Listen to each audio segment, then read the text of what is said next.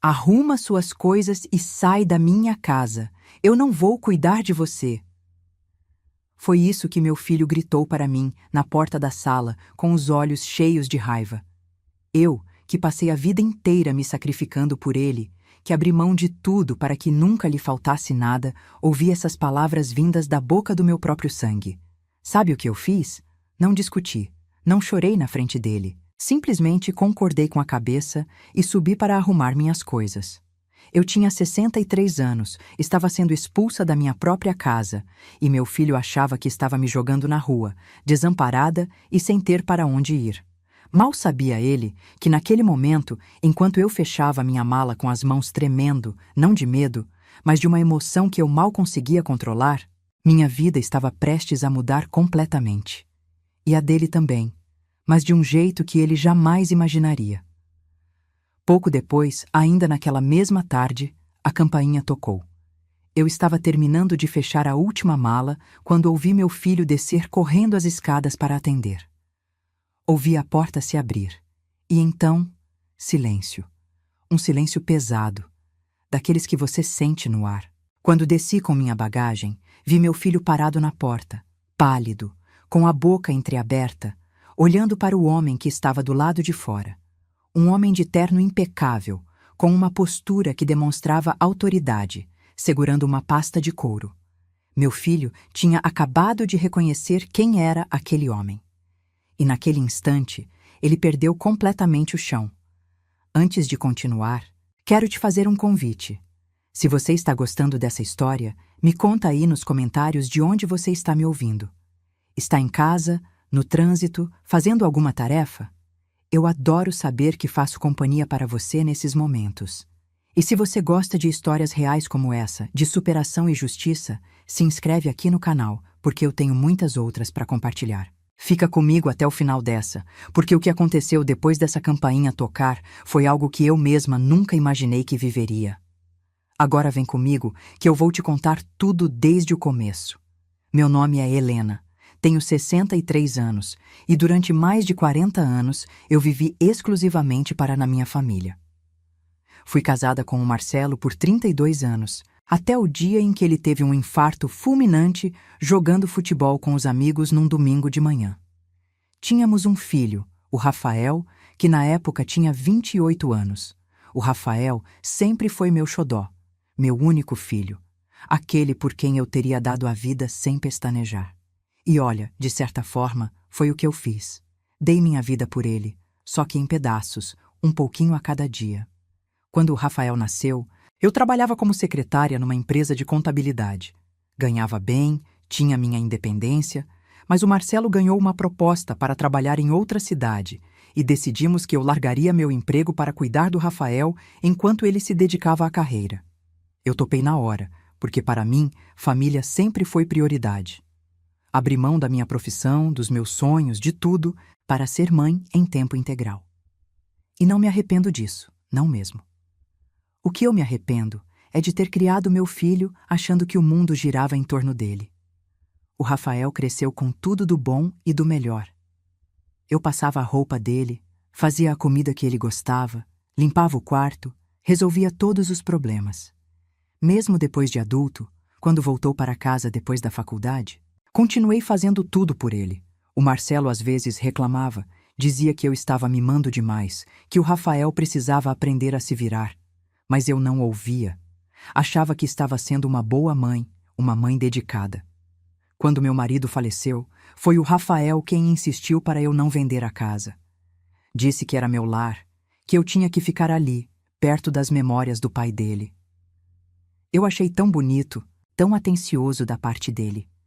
Mal sabia eu que ele só estava pensando em si mesmo.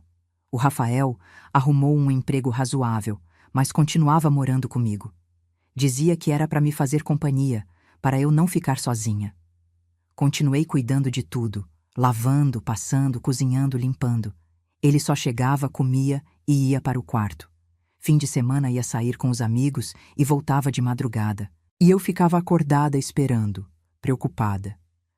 Um ano depois da morte do Marcelo, o Rafael apareceu com uma namorada, a Jéssica.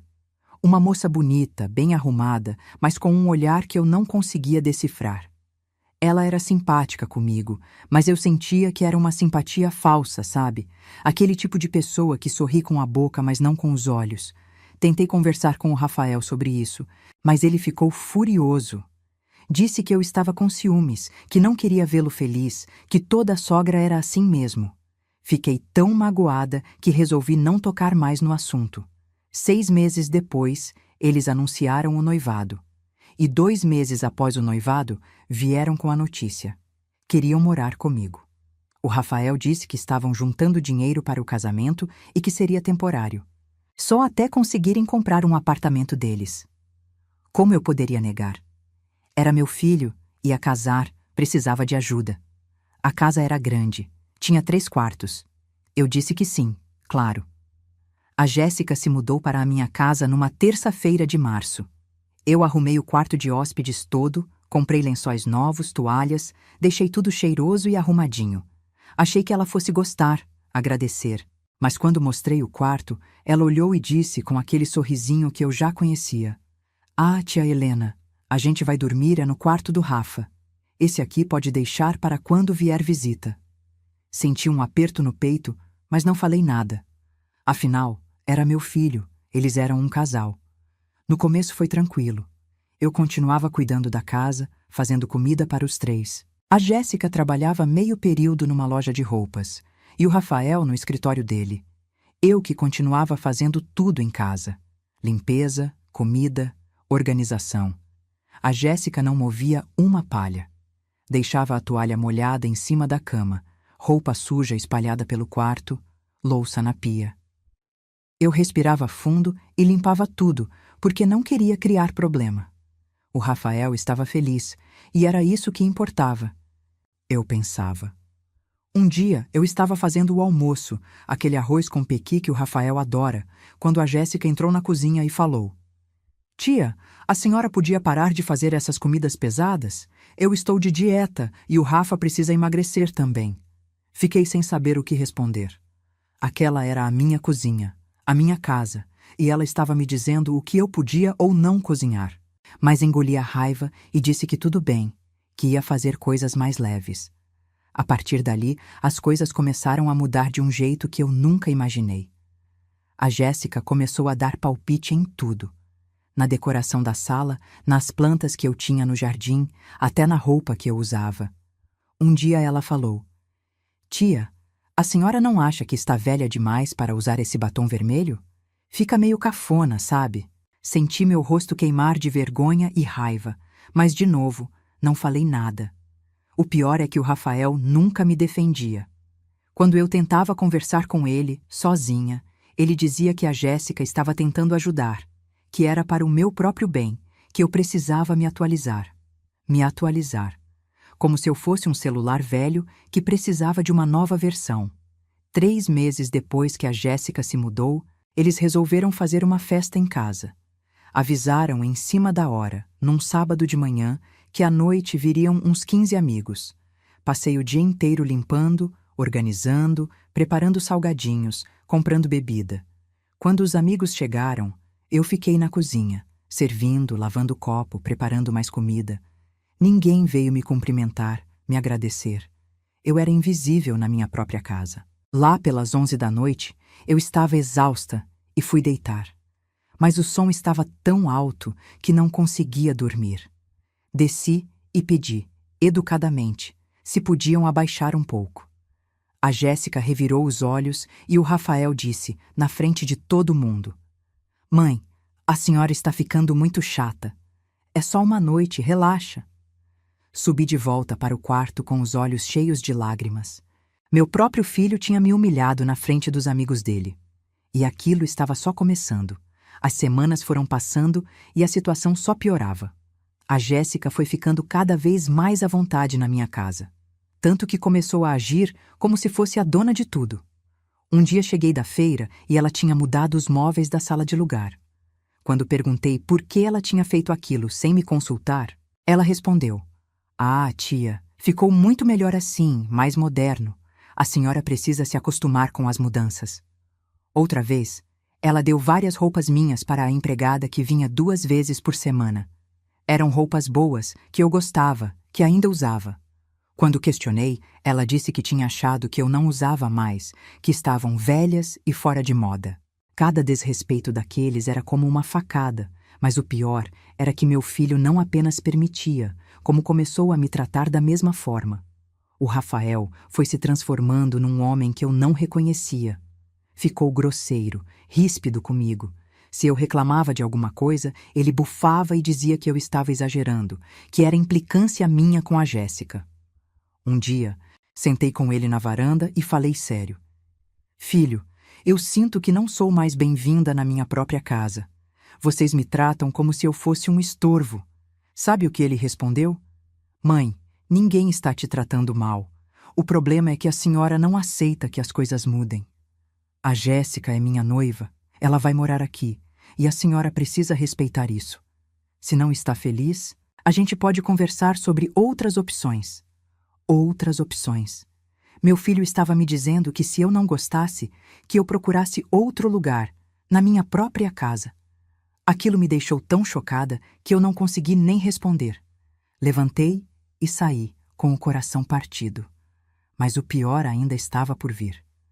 2 semanas depois daquela conversa, eu voltei de uma consulta médica no meio da tarde. Entrei em casa e ouvi vozes na cozinha. Era o Rafael e a Jéssica conversando. Eu ia entrar para cumprimentar, mas algo no tom deles me fez parar. Amor, quanto tempo mais a gente vai ter que aturar a sua mãe aqui? Era a voz da Jéssica, cheia de impaciência. Gelei. Fiquei parada no corredor, escondida, ouvindo. Calma, Jé, é temporário. Assim que a gente conseguir que ela assine aqueles papéis, a gente se livra dela. A voz era do meu filho. Meu filho. Mas ela não vai assinar, Rafa. Já tentamos convencer ela de todo jeito. Aquela velha teimosa não quer vender a casa. Ela vai assinar, sim. Eu vou dar um jeito. E quando assinar, a gente coloca ela num asilo daqueles baratos e fica com o dinheiro da venda. Essa casa vale uma fortuna, Jé. A gente vende, compra um apartamento menor para nós e ainda sobra uma grana boa. Meu mundo desabou naquele momento. Tive que colocar a mão na parede para não cair. Meu filho estava planejando me colocar num asilo para ficar com o dinheiro da minha casa. A casa que eu e o Marcelo compramos com tanto sacrifício, onde criamos nosso filho, onde construímos nossa família, não consegui ouvir mais nada. Subi para o meu quarto em silêncio, fechei a porta, sentei na cama e chorei. Chorei por horas. Chorei pela mãe que eu fui, pelo filho que eu achava que tinha, pela família que eu pensei que tínhamos. Quando sequei as lágrimas, algo dentro de mim tinha mudado. Eu tinha passado a vida sendo boa demais, me doando demais, e olha onde isso me trouxe. Meu próprio filho queria se livrar de mim como se eu fosse um móvel velho. Naquela noite, deitada na cama, tomei uma decisão. Eu não ia deixar que fizessem isso comigo. Não ia ser a vítima dessa história. Mas também não ia confrontá-los ainda. Não, eu precisava de um plano. E eu tinha exatamente o que precisava para virar esse jogo. O que o Rafael e a Jéssica não sabiam, o que ninguém além do meu falecido marido sabia, é que eu não era apenas uma dona de casa que passou a vida cuidando da família. Existia uma parte da minha história que eu nunca tinha contado para o meu filho. Quando meu pai faleceu, há uns 10 anos, ele me deixou uma herança. Não era só dinheiro, eram propriedades. Meu pai tinha sido um homem de negócios muito inteligente, discreto, que investiu em imóveis a vida toda. Ele tinha 3 prédios comerciais alugados no centro da cidade, uma chácara na região serrana e algumas aplicações financeiras. Tudo isso ele deixou para mim, a única filha. O Marcelo sabia de tudo, claro. Nós conversamos na época e decidimos não comentar com ninguém, nem com o Rafael. Queríamos que nosso filho conquistasse as coisas por mérito próprio, que não ficasse esperando herança, que aprendesse o valor do trabalho. Os aluguéis dos prédios caíam na minha conta todos os meses, uma quantia considerável que eu usava para complementar as despesas da casa e fazer algumas economias. Depois que o Marcelo morreu, mantive tudo do mesmo jeito. Discreto, silencioso, o Rafael achava que eu vivia da pensão do pai e de umas economias. Nunca perguntou muito, nunca se interessou pela minha vida financeira. Agora eu entendia por quê. Ele só estava interessado na casa, porque achava que era tudo que eu tinha. Sentada naquela cama, naquela noite, depois de descobrir os planos deles, comecei a pensar. Eu tinha recursos, tinha propriedades, tinha dinheiro guardado.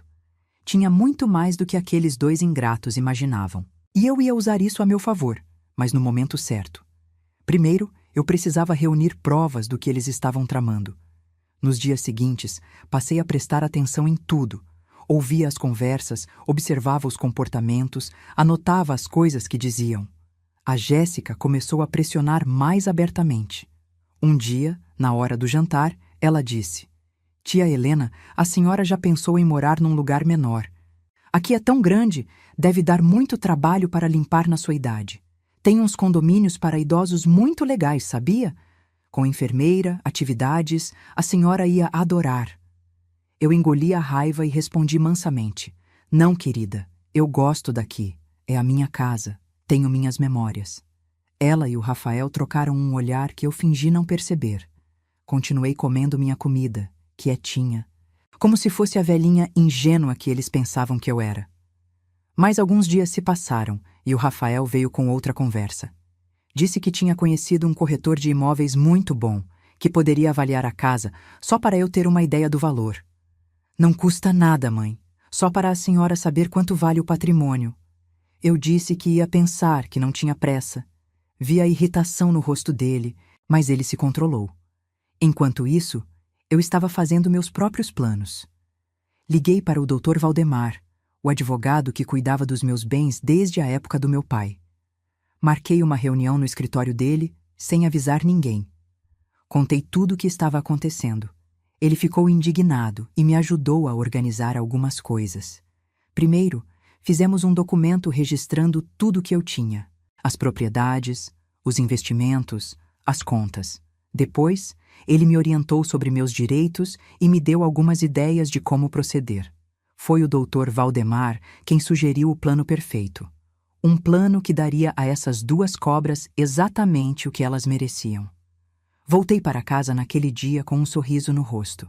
Pela primeira vez em semanas, senti que tinha o controle da situação.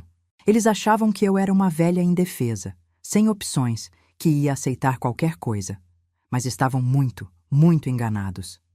Nas semanas seguintes, continuei representando meu papel de velhinha frágil e desorientada. Deixava eles pensarem que estavam me convencendo aos poucos.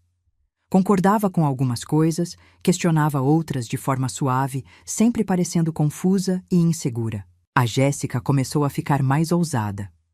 Um dia, entrou no meu quarto sem bater e começou a revirar minhas gavetas, dizendo que estava ajudando a organizar. Eu sabia que ela estava procurando documentos da casa, escrituras, alguma coisa que pudesse usar. Sorri por dentro, porque tudo o que era importante estava guardado no cofre do escritório do Dr. Valdemar. Deixei que ela revirasse à vontade, encontrando apenas papéis sem importância. O Rafael ficava cada vez mais impaciente comigo. Qualquer coisa que eu falava, ele retrucava com grosseria. Se eu pedia para abaixar o som da televisão, ele bufava. Se eu comentava sobre alguma coisa da casa, ele dizia que eu estava pegando no pé. A tensão ia aumentando e eu sabia que em breve explodiria. Enquanto isso, com a ajuda do Dr. Valdemar, fui organizando minha vida nova. Encontrei um apartamento maravilhoso para alugar, num condomínio moderno, com segurança, área de lazer, vista bonita. 3 quartos, todo mobiliado, pronto para morar. Fechei o contrato e não contei para ninguém. Também fui atrás de algo que eu tinha vontade de fazer há anos, mas nunca tive coragem. Me inscrevi num curso de pintura em tela. Sempre gostei de arte, sempre quis aprender, mas nunca tinha tempo. Agora eu ia ter todo o tempo do mundo. Além disso, entrei em contato com a Marisa, minha amiga de infância que tinha se mudado para o litoral. Conversamos por horas ao telefone, matando a saudade. Ela me convidou para visitá-la, disse que tinha um quarto sobrando e que eu podia ficar o tempo que quisesse. Anotei tudo, planejando minha nova vida, minha vida de liberdade. Uma vida sem ser escrava de filho ingrato e nora interesseira. Mas eu ainda precisava do momento certo para executar meu plano. E esse momento chegou numa quinta-feira à noite, do jeito mais repugnante possível. Eu tinha ido deitar cedo porque estava com dor de cabeça. Por volta das 10 da noite, ouvi o Rafael e a Jéssica chegando em casa. Eles achavam que eu estava dormindo, mas eu estava acordada, lendo. Ouvi quando entraram na cozinha e começaram a conversar. Levantei da cama silenciosamente e fui até a porta do meu quarto, que dava para o corredor. Dali, consegui ouvir tudo o que diziam na cozinha. Amor, eu não aguento mais. Sua mãe está me deixando louca. Ela não sai daqui, está sempre em casa, sempre atrapalhando. Era a Jéssica reclamando. Eu sei, Jé, eu também estou cansado. Mas calma, só mais um pouco. Amanhã eu vou dar um ultimato nela. Ou ela vende a casa e vai para um asilo, ou a gente sai daqui e ela vai ter que se virar sozinha. E você acha que ela vai aceitar? Vai ter que aceitar. Vou falar duro, sem dó. Vou deixar claro que ela está atrapalhando a minha vida, o meu relacionamento. Se ela quer continuar fazendo parte da minha vida, ela vai ter que cooperar. Meu coração acelerou. Era amanhã. Eles iam me dar o ultimato amanhã. Perfeito. Voltei para a cama e, pela primeira vez em semanas, dormi tranquila. Tinha chegado a hora. Na manhã seguinte, acordei cedo, tomei meu banho, me arrumei. Coloquei uma roupa bonita, passei meu batom vermelho, aquele que a Jéssica tinha dito que eu era velha demais para usar. Desci e fiz o café da manhã como sempre. Eles ainda estavam dormindo. Quando o Rafael desceu, lá pelas 9 da manhã, eu estava sentada na sala, tomando meu café, tranquila. Ele me olhou com aquela cara de quem estava preparando um discurso. Sentou-se na poltrona da frente e começou. Mãe, a gente precisa conversar sério. Pode falar, filho, respondi com calma. Eu e a Jéssica estamos cansados dessa situação. A gente não aguenta mais morar aqui, com a senhora sempre reclamando de tudo, sempre no nosso pé. Então resolvi que chegou a hora da senhora tomar uma decisão. Fiquei em silêncio, olhando para ele. A senhora vai vender essa casa e procurar um lugar mais apropriado para a sua idade.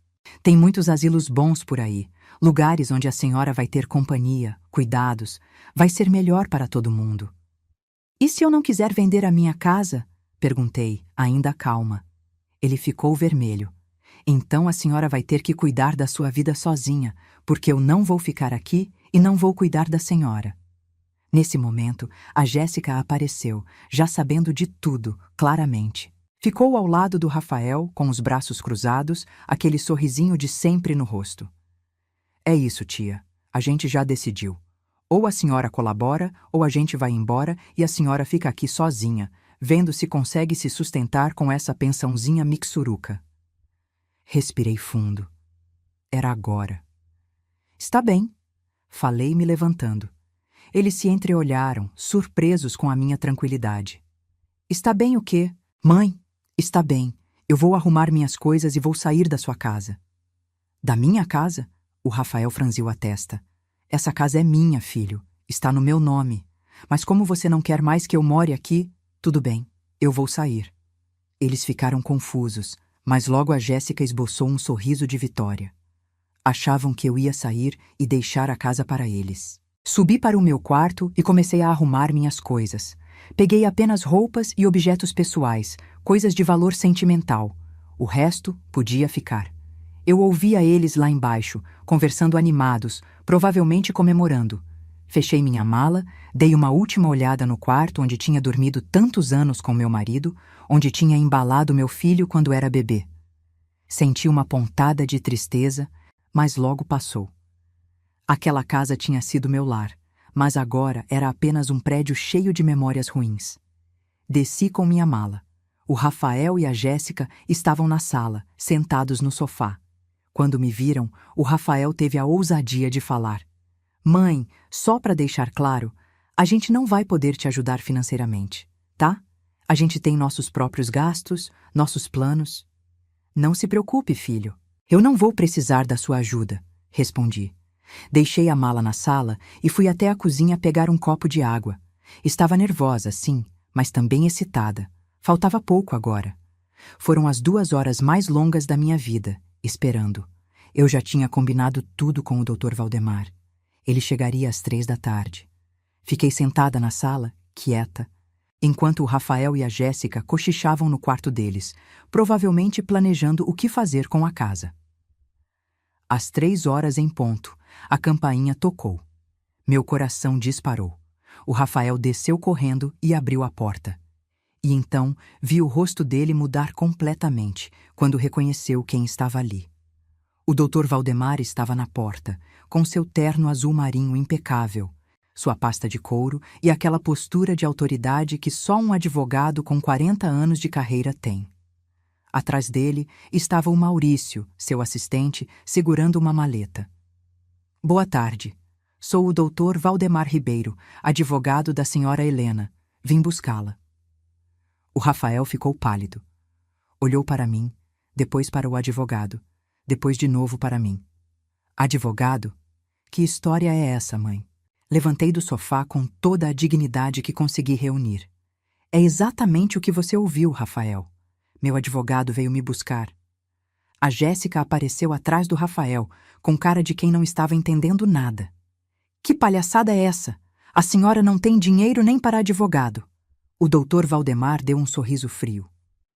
Jovem, a senhora Helena é minha cliente há mais de 10 anos. E posso garantir que ela tem muito mais recursos do que vocês imaginam.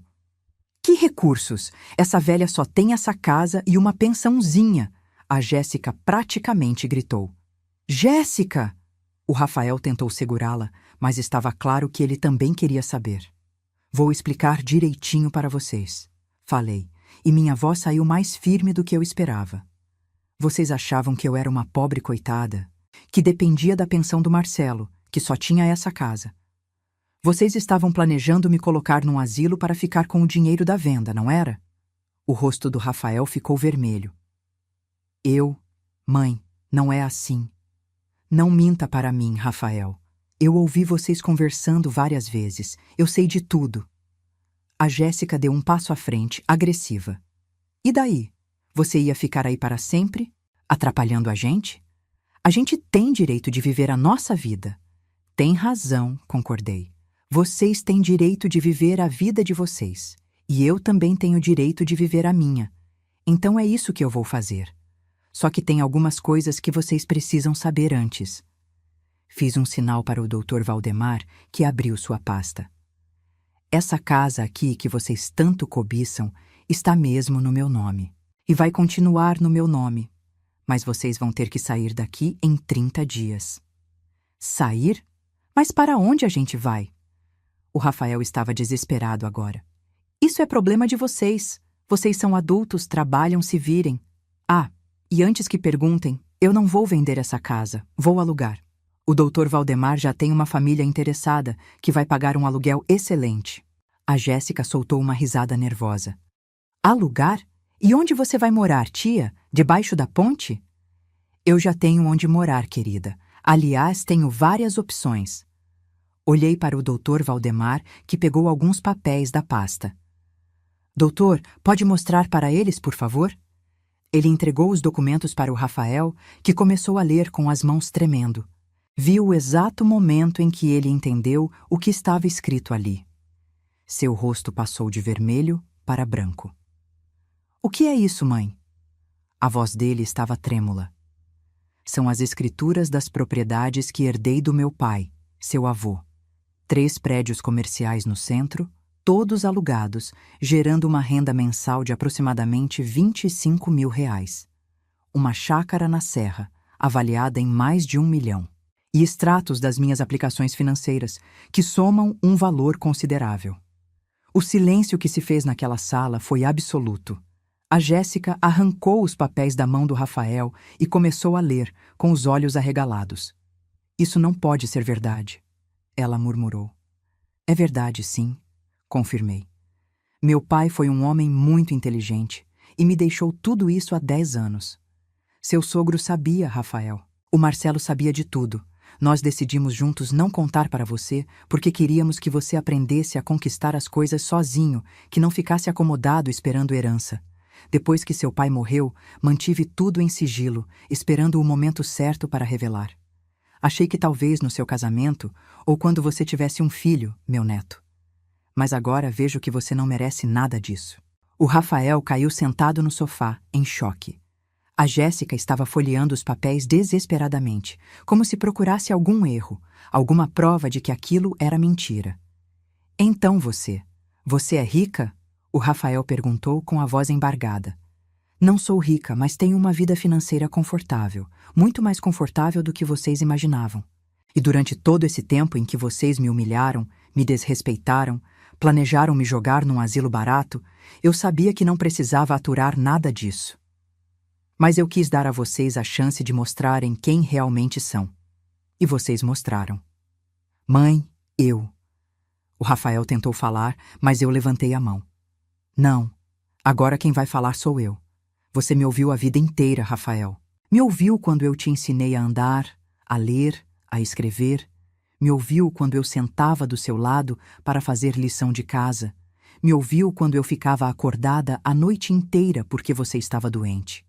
Me ouviu quando seu pai morreu e eu te consolei, mesmo estando partida de dor também. Agora você vai me ouvir mais uma vez.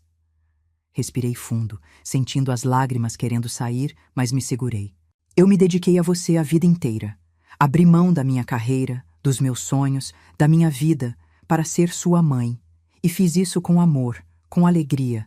Nunca esperei nada em troca, apenas que você fosse um homem de bom coração, decente, honesto. Mas você se tornou exatamente o oposto disso.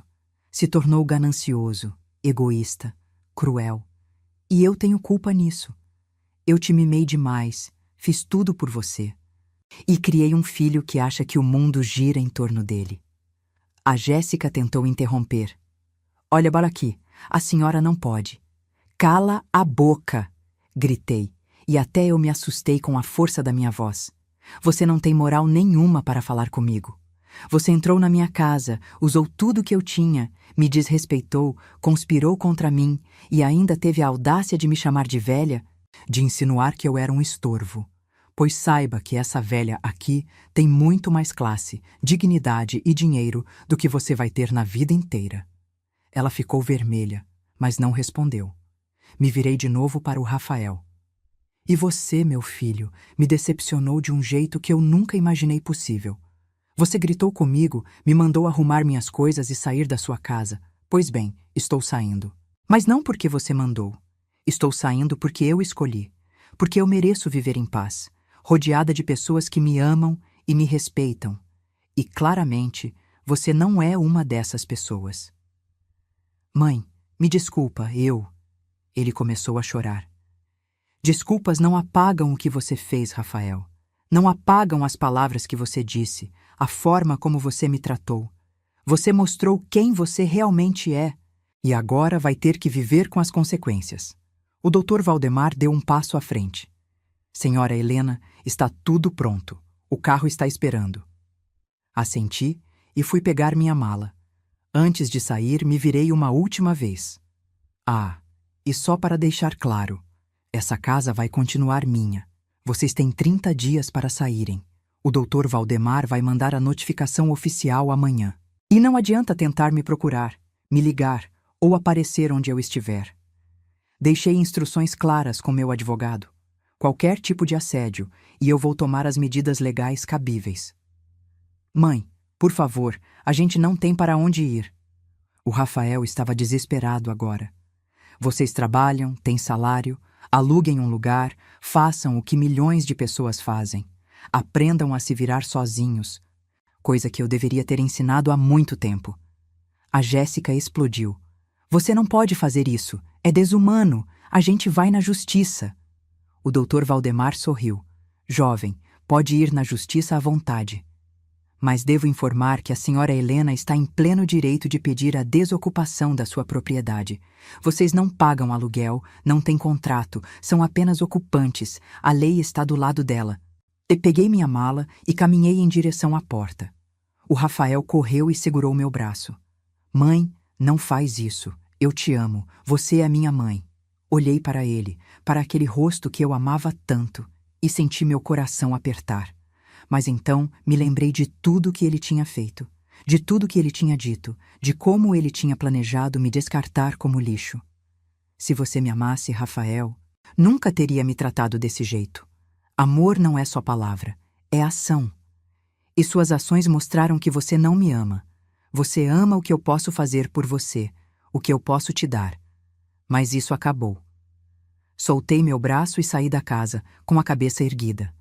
Entrei no carro que estava me esperando. Um carro preto e confortável, com motorista uniformizado que o Dr. Valdemar tinha providenciado. Enquanto o carro se afastava, olhei pelo retrovisor e vi meu filho parado na porta, chorando. Senti uma lágrima escorrer pelo meu rosto, mas limpei rapidamente. Aquele capítulo da minha vida tinha acabado. Um novo estava começando. 3 meses se passaram desde aquele dia, e posso dizer, sem medo de errar, que foram os 3 meses mais incríveis da minha vida. Me mudei para o apartamento que tinha alugado. Um lugar lindo, moderno, cheio de luz. Decorei do meu jeito, com as cores que eu gosto, com plantas, com quadros. Cada canto daquele lugar é meu, escolhido por mim, para mim. Comecei minhas aulas de pintura e descobri que tenho um talento que eu nem sabia que existia. Minha professora, a Sônia, disse que eu tenho um dom especial para paisagens. Já fiz 5 quadros e estou pensando em fazer uma pequena exposição com outras alunas. Fui visitar minha amiga Marisa no litoral e passei 2 semanas maravilhosas lá. Acordava cedo, caminhava na praia, tomava sol, conversava por horas. Me senti com 20 anos de novo. A Marisa me apresentou para um grupo de amigas dela, todas da nossa idade, todas viúvas ou separadas, todas vivendo suas melhores vidas.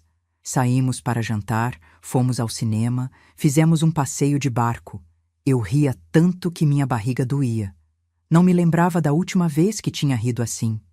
Também me matriculei numa academia com personal trainer e estou cuidando da minha saúde. Emagreci 4 quilos, estou mais disposta, dormindo melhor. Meu médico disse que minha pressão normalizou e que eu estou melhor do que nunca. Quanto à casa onde morei tantos anos, aluguei para uma família linda. Um casal jovem com 2 filhos pequenos. Eles cuidam do lugar com carinho, e sempre que vou lá buscar o aluguel, eles me recebem com tanto afeto que meu coração aquece. As crianças me chamam de vovó Helena e sempre me mostram os desenhos que fazem. É bom saber que aquela casa, que foi palco de tanta tristeza nos últimos tempos, agora está cheia de amor e alegria de novo. O dinheiro do aluguel é mais uma entrada na minha renda, que junto com os aluguéis dos prédios e os rendimentos das aplicações me dão uma vida muito confortável. Viajo quando quero, compro o que preciso, ajudo causas que acredito. Semana passada doei para um abrigo de idosos carentes, ironicamente. Mas um de verdade, onde as pessoas são tratadas com dignidade e respeito. E o Rafael? Bem, ele tentou me procurar várias vezes nas primeiras semanas. Ligações, mensagens, até apareceu no prédio onde moro. Mas eu tinha instruído o porteiro a não deixá-lo subir. Ele mandou mensagens dizendo que tinha terminado com a Jéssica, que tinha entendido o erro dele, que queria meu perdão. Respondi apenas uma vez, dizendo que precisava de tempo e espaço, e que quando e se eu estivesse pronta para conversar, eu que entraria em contato. Isso foi há 2 meses e ainda não estou pronta. Talvez nunca esteja. Descobri pelo Dr. Valdemar que ele e a Jéssica realmente terminaram. Ela foi embora para a casa dos pais em outra cidade. O Rafael alugou um apartamento pequeno e, pelo que sei, está vivendo com o que ganha, sem regalias, sem mordomias. Talvez isso seja bom para ele. Talvez ele aprenda alguma coisa. Mas isso não é mais problema meu. Uma parte de mim ainda ama meu filho, claro. Você não deixa de amar alguém que você gerou, que carregou no colo, que criou. Mas eu aprendi que amar não significa aceitar desrespeito. Amar não significa se anular. Amar não significa ser capacho. E eu me amo também. Aprendi a me amar, finalmente, aos 63 anos. Aprendi que eu mereço respeito, carinho, consideração. Aprendi que minha vida tem valor, que meus sonhos importam, que meu bem-estar é prioridade. Ontem, estava no mercado comprando coisas para fazer um jantar especial, porque tenho recebido minhas novas amigas em casa toda sexta-feira, quando encontrei uma conhecida antiga. Ela me olhou de cima a baixo e disse: Helena, você está diferente. Mais nova, mais bonita. O que você anda fazendo? Sorri e respondi: Estou vivendo, Ana, simplesmente vivendo. E é verdade. Pela primeira vez na vida, estou vivendo para mim. Não para ser esposa, não para ser mãe, não para agradar ninguém. Só para ser Helena. E sabe de uma coisa? Ser Helena é maravilhoso. Ainda pinto, ainda caminho na praia quando vou visitar a Marisa, ainda faço meus exercícios, ainda saio com minhas amigas. Semana que vem, vou começar um curso de italiano, porque sempre sonhei em conhecer a Itália e agora tenho recursos e liberdade para isso. Estou planejando uma viagem para o ano que vem. Roma, Veneza, Florença. Vou realizar o sonho que guardei por tantos anos. Às vezes, quando estou sentada na varanda do meu apartamento, tomando um vinho e olhando o pôr do sol, penso em tudo o que aconteceu. E sabe o que sinto? Gratidão. Gratidão por ter descoberto a tempo que eu valia mais do que aquele tratamento. Gratidão por ter tido coragem de sair, de recomeçar. Gratidão por estar viva, saudável, livre. Tem gente que acha que depois dos 60, a vida acabou, que é só esperar os dias passarem, cuidar dos netos, ficar em casa vendo televisão. Mas eu descobri que a vida pode começar em qualquer idade. Basta você ter coragem de escolher você mesma. E você que está me ouvindo agora, independente da sua idade, se está passando por algo parecido, se está sendo desrespeitada, desvalorizada, tratada como se não tivesse valor, saiba de uma coisa: você tem. Você tem valor, você tem direitos, você merece ser feliz. Não importa se é seu filho, sua filha, seu marido, sua esposa, quem quer que seja. Ninguém tem o direito de te diminuir, de te humilhar, de te usar. E nunca é tarde para recomeçar. Nunca é tarde para escolher você. Eu escolhi. Com 63 anos, escolhi minha paz, minha dignidade, minha vida. E foi a melhor escolha que já fiz. Se essa história tocou você de alguma forma, me conta aqui nos comentários. O que você faria no meu lugar? Já passou por algo parecido? Como foi sua experiência? Eu adoro ler os comentários e saber que não estou sozinha nessa jornada. E se você gostou dessa história, compartilha com alguém que precisa ouvir isso. Às vezes, uma história como essa pode ser o empurrãozinho que alguém precisa para tomar coragem e mudar de vida. Não esquece de se inscrever no canal, porque toda semana eu trago histórias reais de superação, de recomeço, de justiça. Histórias de pessoas comuns que tiveram coragem de dar a volta por cima. Um beijo no coração de cada um de vocês e até a próxima história.